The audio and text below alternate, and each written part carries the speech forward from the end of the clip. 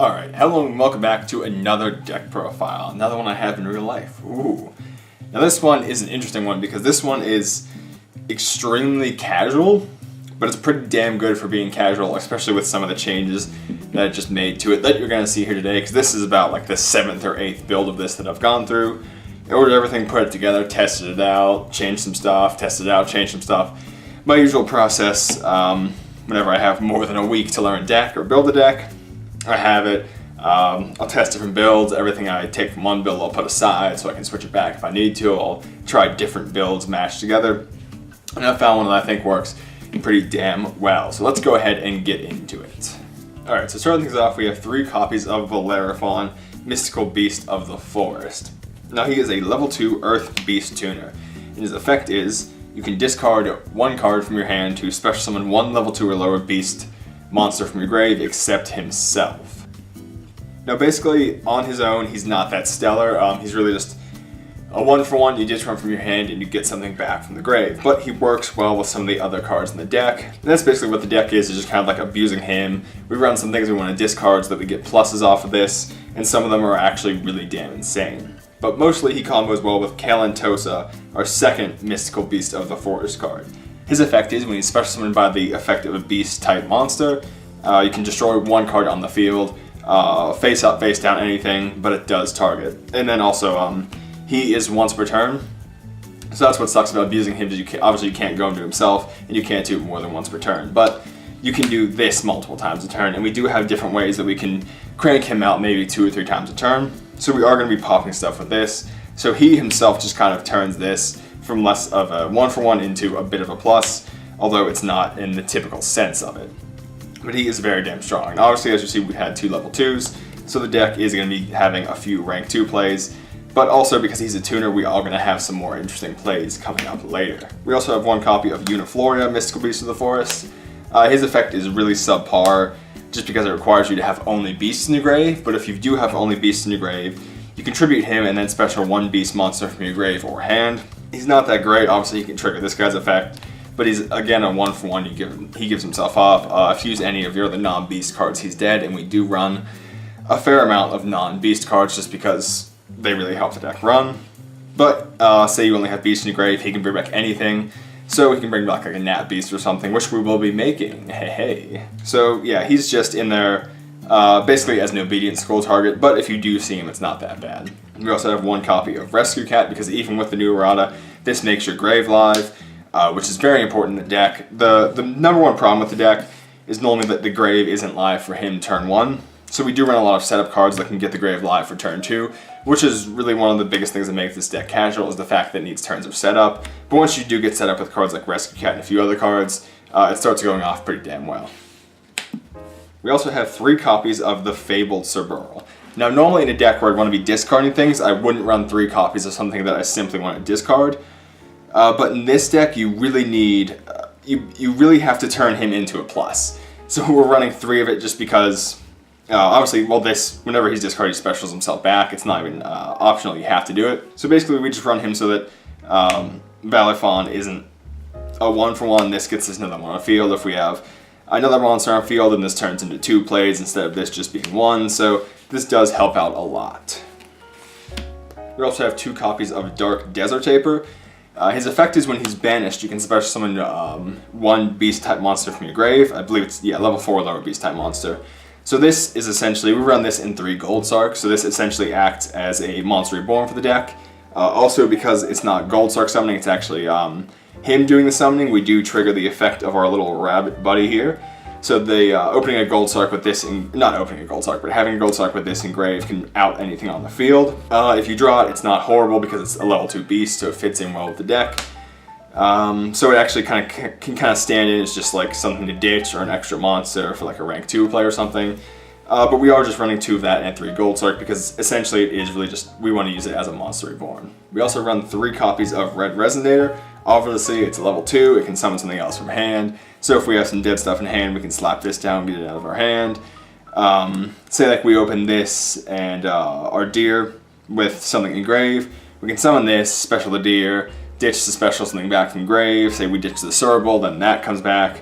So we have 4 monsters on field. So Red Resonator is really pretty much what gets things started. You can like normal summon him and any of your non-tuner beasts. You can make a Herald, an Armor and Arm. He's basically just your starter, so we do run this and 2 Res Call, just because seeing this does speed things up a little bit. And then the hottest tech, oh baby, we run 3 copies of Destiny Hero Malicious. Mally's back in 2017, baby. But basically, yeah, we have level 2 tuners, we have Red Resonator, we have Valley Fawn, so, you know, why not go for Mally? You can ditch it out of your hand, and, you know, it really doesn't matter. Even if you draw it, you just ditch it, and then basically 2 free level 6s from your deck, which is, like, really damn strong. And then it lets us run DDR, so we can ditch some more cards out of our hand, special this back, make some rank 6 plays, make a whole bunch of level 8 synchro plays. So if you do see this, it's actually really damn good because you just discard it and it gets your whole engine started. So I actually am thinking about even adding a few other cards just to get this to hand, just to see it, because having this makes everything go off so damn well. This is really what's going to be your power plays right here, is if you're able to discard a Mally for some of your effects. Alright, sorry for the lighting change, I was just fixing the glare a little bit there, because that was a little bit glaring. I'll stop now. But anyway, that's it for the monster. So moving on to the spells, we're starting off with 3 copies of Ayers Rock Sunrise. It's a monster reborn for beasts, and then monsters your opponent control lose 200 attack for every beast, wing beast, and I think something else. I honestly, that doesn't come up that much. Beast, plant, and wing beast type monster. They lose 200 for each you have engraved. So it's a monster reborn that does a little bit more, although it is a hard once per turn. But like we said, we're running essentially 3 more copies in our Gold Sarks. You just banish Desperate, especially something back in grave, and also the fact that it goes to your hand in 2 turns is actually pretty damn good because it gets you more resources to ditch, something else to summon off of Red Resonator. So Gold Sark is actually better than Ayers Rock in the deck. And again, basically we're just running 6 copies of Monster Reborn essentially right here, which I fucking love that. That is amazing, be able to run 6 copies of Monster Reborn. Screw everyone else. My deck has it. Next up we have 3 copies of Obedient School, which apparently I am the master of opening because I opened this 7 games in a row whenever I was testing against my friend. Don't know how I did it. I'm only playing 3 copies, but I opened it 7 games in a row.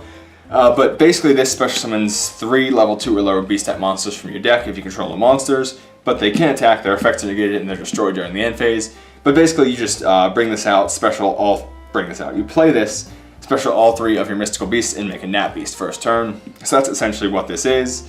It can help for some recovery late game if you draw it and don't have anything on field, although the beast restrictions really do hurt. So essentially it's just a first turn Nat Beast, and if you draw it later and you already have like a set up board, you can just use it as discard fodder. Next up we have 2 copies of Cattle Call, and we actually just run 1 card for this. I'll just go ahead and get it now.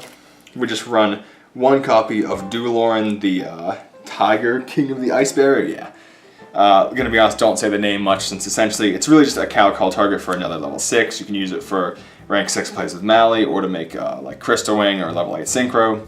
So that's essentially what Cattle Call is. If you open that in like Red Resonator and a Beast, you have a free Crystal Wing. So I like it. It's obviously like 3 cards to put into a Crystal Wing, but it does make a Crystal Wing, and for casual decks that's pretty damn good. Then we have the 2 Resonator Call, pretty self-explanatory there. Obviously we're a deck that uses the grave, we can set up Mallies, we can set up stuff for our Balafon, so we do play the 1 Foolish. And then like I said earlier, mentioned with Mally, we play 2 DDR because normally if you say you open like Mally and Cerebral, you're going to want to ditch this first obviously because this card's insanely powerful. So you ditch the Mally, then say like it's banished, you can bring it back, if I ditch the Cerebral special's back, and then you have another level 8 Synchro or a free level 6, so this does add some more power to the deck, although we do have, this is adding more cards to discard and we are going to run out of resources, but this makes your power plays even stronger. And then I actually might want to bump this up too because I haven't been seeing it at the right times, although I think if I do bump this up, I also want to bump up the cards that help you see Malicious. 1 Pot of Acquisitiveness, obviously, we're running Gold Sark, so we can have 3 Mallies banished, or we can have 2 Mallies banished, and a Dark Despotaire, or just anything off of Gold Sark, leave 1 in grave, shuffle these all back, and then our Mallies live all over again. So this still needs some more testing, but if it tests well, I'm probably going to bump this up to 2, and bump up the ways to get to Mally a little bit, just because this turned the whole engine back on, which is insanely strong. And then just for some traps, we have 2 copies of Storming Mirror Force, because if you're sitting on, like, say, mostly Herald or Nat Beast, you can just plop down Storming. Obviously, it's the biggest weakness with Herald, but if you're playing Mirror Forces, you don't have to worry about it too much. And we have Strike and Warning, just a few of the best traps, obviously. But again, it's casual, so I'm not running 3 strikes, but if I had them, I'd like to. But I only have the one anyway, and it's casual, so that's our mini trap lineup there. And that about does it for the main deck. Moving on to the extra deck, for level 8 Synchros, we have our 1 Crystal Wing, obviously insanely strong. We've gone over how to get to that. It's not too hard to make it. Obviously the Cattle Call is pretty easy, and it's, again, very strong. In a casual duel, this card can pretty much be all you need. But just in case, we obviously have some other level 8s with our whole Mali engine. So we have 1 Scarlight, 1 Omega, and 1 Star Spark Dragon. Now I've actually been thinking about bumping this lineup up to another level 8 Synchro, either like a Scrap Dragon or something. Because obviously Spark's pretty much good all the time, Omega's good all the time, Scarlight's good to clear fields or for attack, and Crystal Wing isn't obviously generic like the others, so I do kind of want 1 more level 8. Just something that I can go into all the time. But that's pretty much why I have Spark, but I am thinking about playing something else there. But I pretty much just have to figure out what I want to run instead. And that's it for the level 8s. We have a few 6s. We have 1 Brionac, however you want to say it, 1 Charge Warrior, and their 1 Duloran. I had to pause because I always forget the name. But essentially, Star's Charge Warrior just gets you more resources in hand, and then you can use it to make a rank 6 play with Mali or something. But in this deck, we are going to run out of resources in hand, so we do want to keep drawing cards, so that's essentially what the Charge Warrior is. We went over this, it's really just Crystal Wing fodder. And then the Brio is actually pretty interesting in the deck. Because we do run cards that we want to discard, like Mali and Cerebral.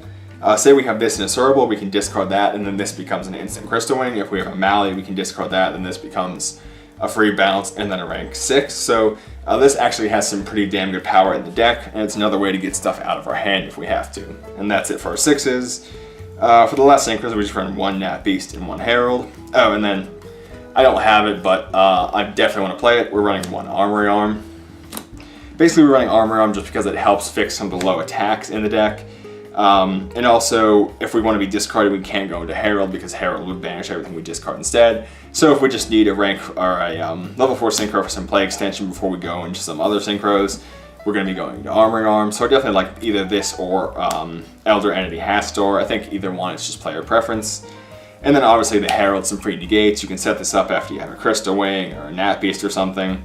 And then just pretty much help solidify your board in case of like board wipes or something. And then obviously Nat Beast is damn strong. Any deck that relies on spells, you can just shut it down instantly. Just plop out a Nat Beast off of Obedient School, sit on a Mirror Force or something, and you're pretty much good right there. And that's it for the Synchros. We only run 1 rank 6 right now, and I'm just running 1 M7 because it's my favorite rank 6. But I have been thinking about bumping this up to 2 because it would be nice to have some other options like a Utopia Beyond or Gauntlet Launcher or just something to name a few. But I definitely think you want to run at least 1 rank 6. And obviously M7 lets us get resources back to him, which is why I'm going with it.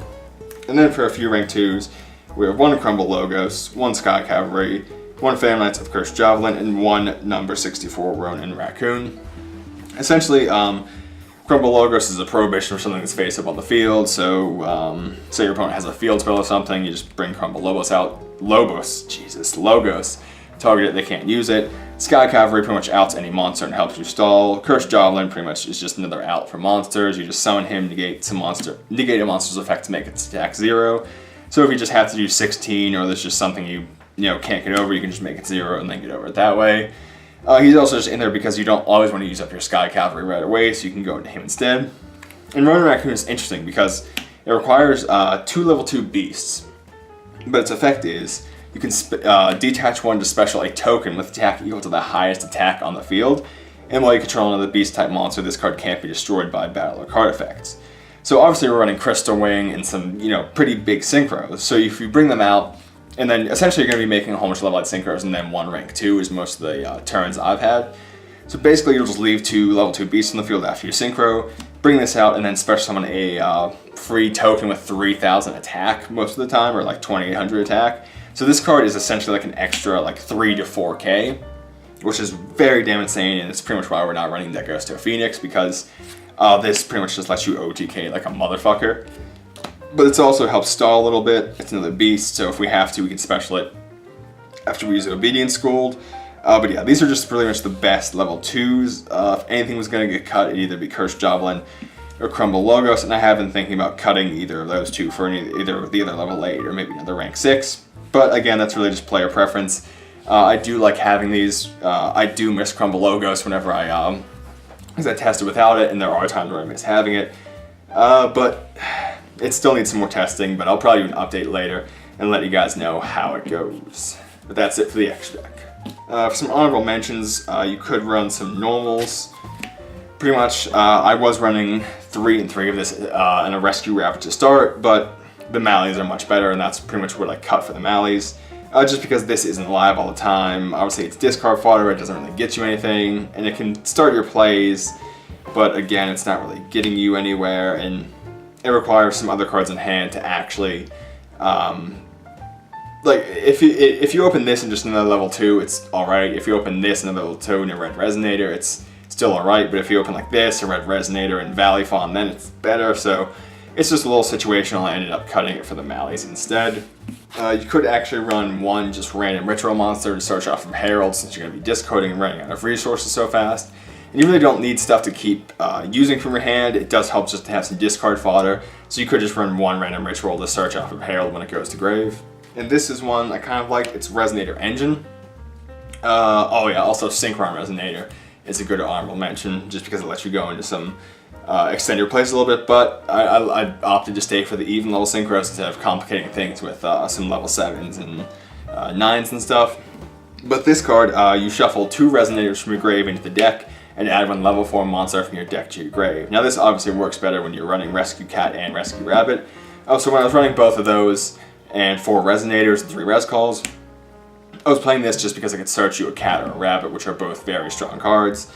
And obviously make your calls live again, make your Resonators live again. But whenever only running the Red Resonators, I don't really think there's enough for it. But it is a cheeky play right there. Alright, and that does it for my Mystical Beast deck profile. It's certainly interesting. If you're playing anything above casual, I definitely don't recommend this.